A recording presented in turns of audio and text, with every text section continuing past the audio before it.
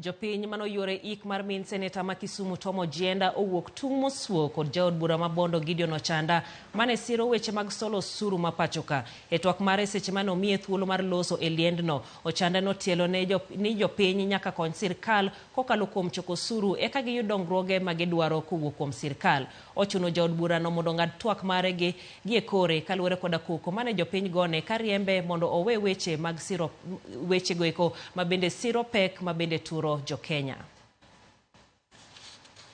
Puodho mopuro. Puoth sirikal en ng'awa, en wan.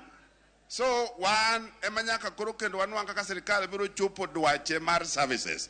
So ok wanyal wuok ni gimoro wadwaro, ni stima wadwaro, barabara wadwaro jopuonj, wadwaro ma to koro sama pesa dwa biro to koro wakon sirikal timenade rach.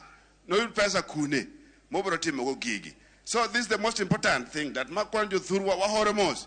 Sirikende giduto nchaka ologo osuri, onge sirikal mane tiyo ma okaw osuri kuomwa. Mabiro bende pod biro kawo mno osuri kuomwa.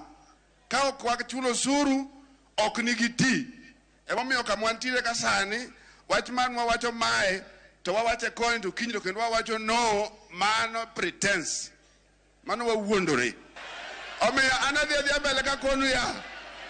Mondo wayudi en nyaka wago kura ne sirikal mondo oyud pesa.